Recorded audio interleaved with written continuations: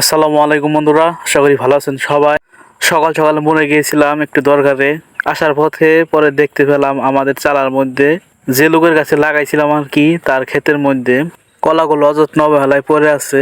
প্রায় 50 থেকে 60টির মতো কলা এভাবেই অযত্ন অবহেলার মধ্যে পড়ে আছে। কলা গাছের যত্ন নাই, কলার কোনো যত্ন নাই, একদম সবকিছু ফালায় রাখছে যেন এগুলা মাগনা জিনিস। প্রায় 1.5 থেকে 2 বছর মতো হয়, এখনো কলা খেতে টাকাও দেয় নাই।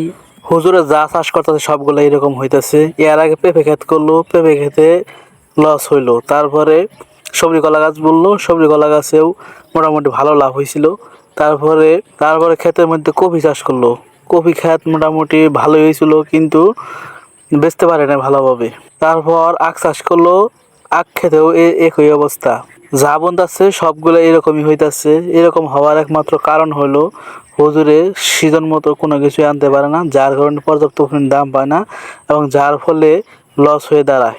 এই কারণে হুজুরের 5 থেকে 6 লক্ষ টাকার মতো তার ঋণ হয়ে দাঁড়াইছে। সে কারো চালার টাকা দিতে পারতেছে না। ঋণ হওয়ার কারণে অন্যান্য লোককে যাও টাকা দিয়েছে, আমাদের কিছুই দেয় নাই। দেখেন এই যে কিরকম কলা ফেলে রাখছে।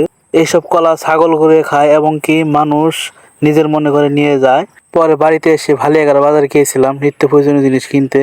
এখন বাড়িতে এসে পোল্ট্রি করে আসলাম। মুরগিকে কিছুক্ষণ আগে খাবার দিয়েছি, তাই মুরগি চুপচাপ একদম দাঁড়িয়ে আছে। পেটের মধ্যে খাবার আছে, এই কারণে দৌড়াদৌড়ি করতেছে কম। খিদা থাকলে দৌড়াদৌড়ি করে বেশি, তারপরেও অনেক দৌড়াদৌড়ি করে। এগুলা সাধারণত এক বস্তায় কিছুই হয় না, যা আমরা এক বস্তায় এই মুরগিগুলাকে খাবার দিয়ে থাকি। দেখেন 10 থেকে 15টির মতো মুরগি কানা হয়েছে গ্যাস হওয়ার কারণে। এছাড়া আরো বিভিন্ন কারণে মুরগির চোখ কানা হয়, বাইরের জনিত কারণে হয়ে থাকে। দেখতে দেখতে আমার মুরগিগুলো প্রায় অনেক বয়সী হয়ে গেছে। এই তো আর কিছুদিন আছে, এতে আল্লাহর রহমতে শেষ হয়ে যাবে। খাদ্য একদম শেষ করে ফেলেছে মুরগিগুলো। খাদ্যের বস্তার উপরে পায়খানা করে একদম অবস্থা খারাপ করে ফেলেছে। সকিনা পুকুর ব্রয়লার মুরগি দেখতে আসলাম। এগুলোর বয়স মাত্র 21 দিন। এগুলো সাধারণত 30 দিনে বেচার উপযুক্ত হয়ে যায়। 30 দিনে 1000 মুরগি 50টির মতো খাদ্যের বস্তা খেয়ে ফেলে, যার কারণে বেচার উপযুক্ত হয়ে যায়। দেখেন 3-4 দিন বৃষ্টি না থাকায় একদম রাস্তার অবস্থা পাথরের মতন হয়ে গেছে। দেখেন বন্ধুরা, ওই যে আমাদের দূরে দেখা যাচ্ছে আমাদের ক্ষেতে ধান বুনতেছে। অনেক দূর থেকে ভিডিও করতেছি, যার কারণে এরকম দেখা যাইতেছে। কাছে যাবো 2 মিনিট পরেই। প্রায় 120 শতাংশ জমির মধ্যে ধান বুনতেছে। ক্ষেতের মধ্যে নানান ধরনের জঞ্জাল থাকার কারণে ধানের চারাগুলো বুনতে সময় লাগতেছে অনেক।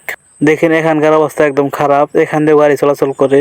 এই যে আমাদের ক্ষেতের কাছে আসলাম, দেখেন অসময়ে কামলা পাওয়াটা আসলে খুবই কষ্টকর। এখন মাত্র 2টি কামলা নেওয়া হয়েছে, বেশি কামলা পাওয়া যায় না, যার কারণে 2টি কামলা দিয়ে শেষ পর্যন্ত শেষ করতে হবে। অসময় মতো কাজ করলে এরকমই হয়। তাছাড়া ক্ষেতের মধ্যে আরো বেশি পরিমাণে জঞ্জাল, তো যার কারণে অনেক সময় লাগতেছে। এই তো আর 1 দিন বা 2 দিনই হয়ে যাবে 2টি করে কামলায়। এইগুলো আজকে সকালে বুনেছে। দেখেন এই 2জন আবার অনেক চালু বুনতে পারে। আজকে প্রায় 45 শতাংশের মতো বুনেছে, খুব দ্রুত বুনতে পারে।